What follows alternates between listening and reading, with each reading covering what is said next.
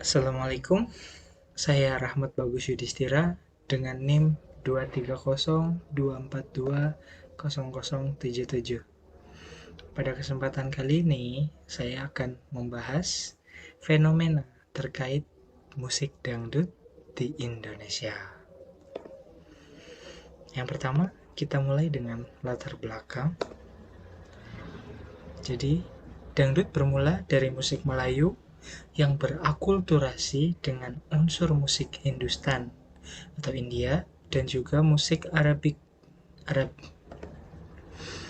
Dan hasil perkawinan dari ketiga budaya tersebut melahirkan sebuah genre musik baru yang kita kenal sebagai musik dangdut.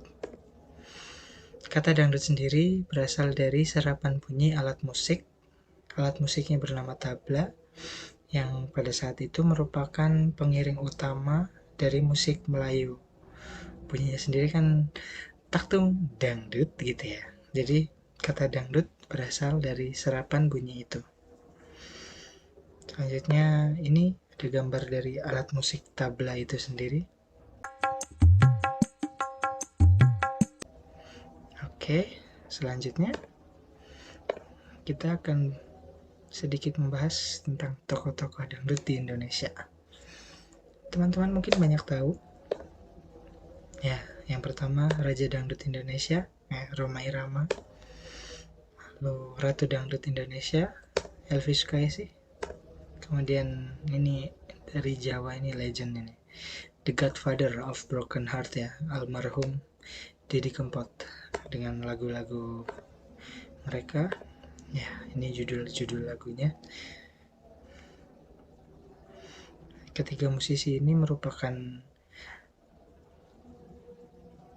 bisa dibilang pionir dan juga masterpiece ya, karena ketiganya ini sangat besar namanya hingga sampai ke zaman sekarang, di zaman dimana semua serba modern, beliau namanya masih eksis di dunia permusikan. Bahkan masih banyak karya-karya dari beliau semua masih dinikmati di kalangan remaja pada saat ini. Oke, selanjutnya fase-fase perkembangan musik dangdut di Indonesia.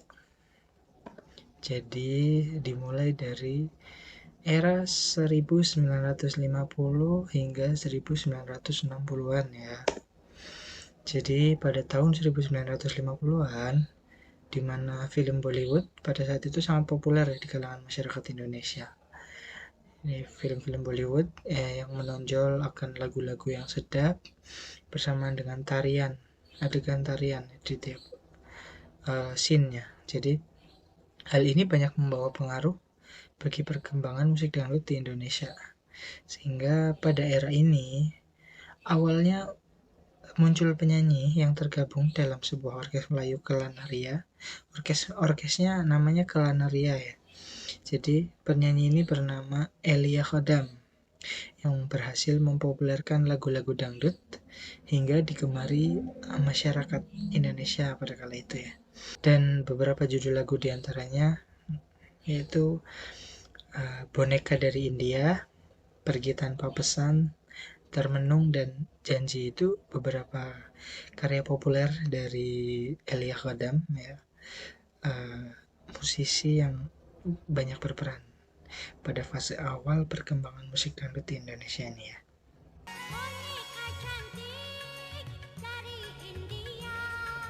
Dan ini adalah beberapa contoh. Sebelah kiri atas ini ada beberapa poster-poster film-film Bollywood pada masa itu ya, yang menginspirasi juga poster atau tampilan kemasan dari album untuk pemasaran lagu-lagu yang kita kenal dengan musik dangdut oleh artis Elia Khodam. Ini posternya seperti ini. Jadi memang kurang lebih terinspirasi dari Bollywood ya, dilihat dari pakaiannya. Oke, dari fase ini kita berlanjut ke fase selanjutnya, yaitu tahun 1960 hingga tahun 2000-an. pada era ini musik dangdut semakin lama semakin berkembang dan semakin berakulturasi, bukan hanya dengan kultur musik India saja, tetapi juga bersentuhan dengan melodi khas dari musik Arab, ya terutama pada bagian cengkok, dari suara penyanyi hingga harmonisasi nada. Tidak hanya itu, tapi akibat adanya arus perubahan politik di Indonesia, hal ini juga membuat musik barat mendapatkan akses masuk ke Indonesia ya. Hingga muncul pengiring baru, yakni alat musik gitar elektrik ya, yang pada kala itu juga berperan banyak. Jadi salah satu musik pengiring di beberapa lagu dangdut bagi beberapa penyanyi. Kita sebut salah satu contohnya adalah Ahmad Rafiq ya.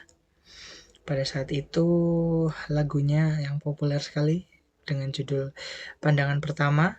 Pandangan pertama awal aku berjumpa. Ya, beliau juga menambahkan unsur rock and roll Amerika sebagai ciri khasnya ya. Sehingga beliau juga dijuluki sebagai Elvis Presley-nya Indonesia. Selanjutnya ada Meggy Zakaria dan Hamdan Atete ya, yang populer dengan lagu-lagunya yang banyak bertemakan kenestapaan seorang lelaki, ya lelaki sederhana yang selalu pupus dalam urusan cinta. Contoh-contoh judul lagunya ada Termiskin di Dunia, Gubuk Bambu, Sakit Gigi, ya seperti itu ya. Aku merasa orang termiskin di dunia.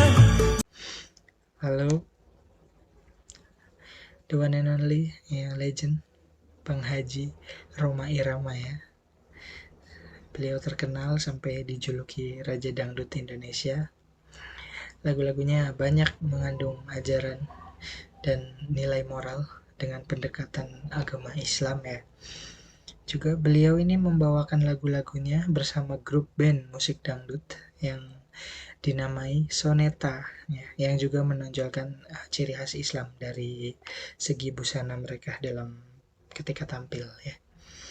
Lalu dari penyanyi wanita ada Elvi Sukaesih dan juga Rita Sugiarto ya, yang dimana beliau berdua ini, Elvi Sukaesih dan Rita Sugiarto ini dulunya juga bagian dari grup Soneta ya, grup miliknya Bang Haji Rhoma Irama, yang lalu kemudian bersolo karir dan sukses membawakan lagu-lagu mereka. Jadi pionir kembalinya tokoh-tokoh dangdut dari kalangan wanita ya, Elvi Sukaesih dan Rita Sugiarto ini. Selanjutnya ya, masuk ke fase selanjutnya, yakni fase awal 2000-an teman-teman, dimana pada era ini musik dangdut mengalami banyak perubahan, terutama pada bagian aransemennya ya. Hal ini terjadi karena seiring dengan adanya kejenuhan masyarakat akan musik dangdut yang original, maka para musisi dangdut di wilayah Jawa Timur ini banyak mulai mengembangkan jenis musik dangdut baru yang disebut dengan dangdut koplo ya. Dangdut koplo ini seolah menjadi genre tersendiri, dan yang paling membedakan dengan dangdut original adalah irama gendangnya ya, dari iringan dangdut koplo ini. Selain itu, ciri pementasan dari musik dangdut koplo ini juga adanya model gaya berpakaian dari penyanyi ini terbuka, dan kebanyakan dari mereka bergoyang erotis ya. Seperti contoh misalnya Inul Daratista ya, yang terkenal akan goyang ngebornya, dan Dewi Persik dengan goyang patah-patahnya. Lalu dangdut koplo ini menggunakan permainan irama gendang 4/4, sehingga musik yang dihasilkan seolah lebih padat dan cepat. Hal tersebut membuat pendengarnya seolah hanyut dalam irama dan ikut bergoyang ya. Jadi dangdut koplo ini diyakini mulai berkembang di daerah pesisir pantai utara Pulau Jawa.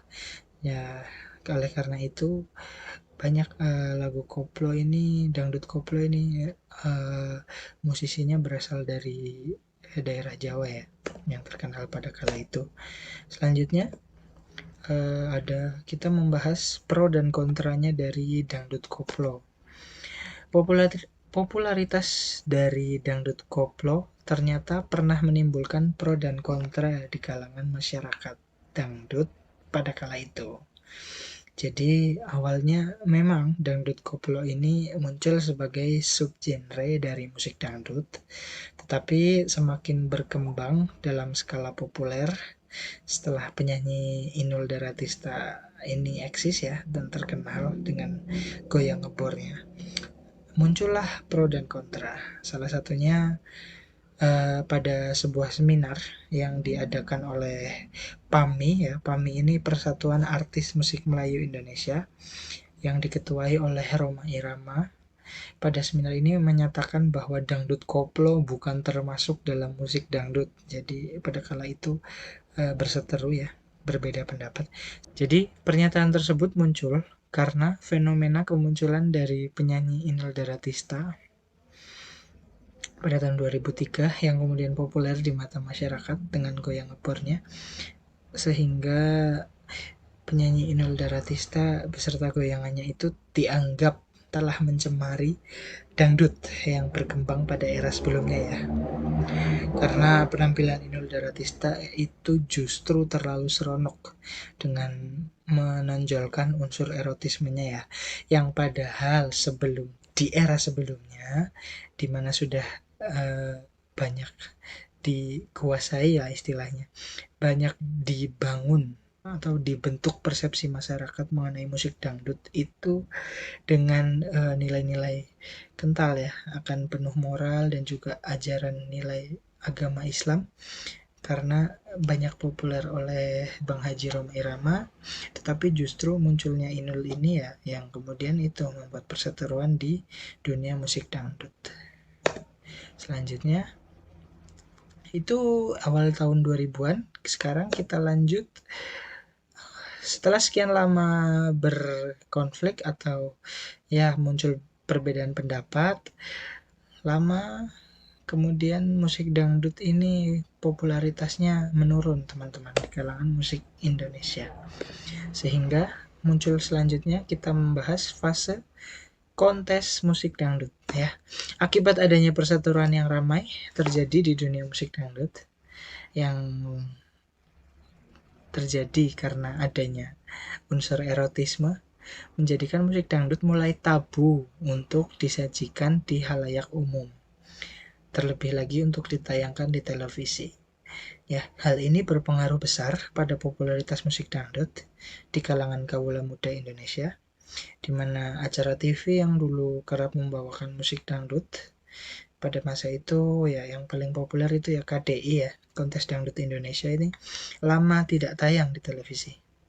Lalu kemudian muncullah Dangdut Akademi ya, di tengah tingginya minat anak muda terhadap musik pop dari Indonesia maupun dari luar negeri, yang juga pada saat itu memiliki beberapa program kontestasi juga yang banyak diikuti perkembangannya oleh anak muda Indonesia seperti Indonesian Idol, X Factor, dan juga The Voice. Tapi Dangdut Academy ini berhasil mencuri perhatian kaula muda dari genre musik pop dan sukses mengorbitkan nama-nama baru melalui ketatnya persaingan sehat dalam bermusik, dan juga sedikit membawa fanatisme dukungan masyarakat dari berbagai daerah asal para kontestan ya. Ini bisa kita lihat juara 3-nya dari Dangdut Academy pertama ya. Ini Franz dari Palembang. Yang kedua ada Atiko dong dari Sulawesi. Selanjutnya Lesti ya dari Cianjur, Jawa Barat. Oke. Selanjutnya teman-teman. Ya. Kita akan membahas fase musik dangdut di masa sekarang ya. Kesuksesan acara Dangdut Academy dalam membangkitkan kembali kejayaan musik yang menjadi ciri khas bangsa ini ya, musik dangdut, kemudian berhasil membawa masyarakat untuk kembali cinta terhadap musik dangdut. dan musisi lawas di mata para kaula muda ya. Contohnya Rhoma Irama, Elvi Sukaesih, dan juga Didi Kempot ya, yang ini beberapa contoh yang mendapatkan kembali banyak apresiasi dari para kaula muda melalui karya-karya mereka yang banyak dinyanyikan kembali ya. Ya ini sebuah karya seni ya, seperti itu teman-teman. Ya, kita tahu juga seperti Denny Caknan juga menjadi salah satu contoh ya. Nela Karisma, Via Valen. Mereka ini anak-anak muda yang justru mereka juga bahkan tanpa tampil melalui Dangdut Academy, mereka berani mencoba peruntungan mereka dengan menyanyikan dan membawakan musik dangdut sebagai ciri khas mereka ya. Terbukti sampai sekarang Denny Caknan dan Via Valen dan juga Nela Karisma ini mereka berhasil melambung namanya melalui musik dangdut ya. Hebat memang ya, dan karena musik-musik yang mereka bawakan juga musik dangdut yang mereka bawakan juga memiliki kualitas ya, sehingga ya terkenang seperti itu. Lanjut, kita akan membahas perkembangan musik dangdut yang di Indonesia ditinjau dari perspektif sosial, perspektif budaya, dan perspektif ekonomi. Ditinjau dari perspektif sosial, masyarakat menjadikan musik dangdut sebagai hiburan pemersatu yang merekatkan mereka. Salah satu contohnya ya, musik dangdut dijadikan sebagai suguhan dan hiburan rakyat ya pada berbagai acara, mulai dari non formal hingga semi formal. Contohnya ya di acara pernikahan gitu-gitu, hiburannya menggunakan musik dangdut, masih dipilih musik dangdut.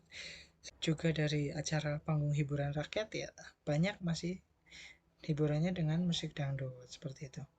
Lalu ditinjau dari perspektif budaya, jadi kebanggaan akan budaya nasional ya bisa kita tunjukkan melalui kecintaan terhadap musik dangdut ya. Karena musik dangdut ini kan jadi ya salah satu musik yang tumbuh dan berkembang besar di Indonesia ya. Selanjutnya lagu, bukti dari perkembangan musik dangdut yang ditinjau dari perspektif budaya adalah lagu-lagu dengan lirik berbagai bahasa daerah ini diiringi dengan alunan genre musik dangdut ya. Jadi lagu daerah pun ya, lagu-lagu dengan bahasa daerah pun banyak menggunakannya ya, menyampaikannya ya dengan cara melalui diiringi dengan musik dangdut gitu ya. Selanjutnya ditinjau dari perspektif ekonomi, musik dangdut. Selanjutnya ditinjau dari perspektif ekonomi, musik dangdut ini adalah musik yang dapat dinikmati oleh semua kalangan. Sehingga musik dangdut ini sebagai ekspresi bakat di bidang seni musik ya, sehingga dari perspektif ekonomi musik dangdut bisa dijadikan sebagai profesi ya. Salah satunya penulis lagu ya, penyanyi, pemain alat musik dan sebagainya. Dengan ini, dengan ketelatenan dan bakat ya, melalui profesi pemusik, melalui musik dangdut juga dapat membantu perekonomian masyarakat Indonesia. Baik teman-teman, sekian yang dapat saya sampaikan. Terima kasih banyak atas segala perhatiannya dan wassalamualaikum warahmatullahi wabarakatuh.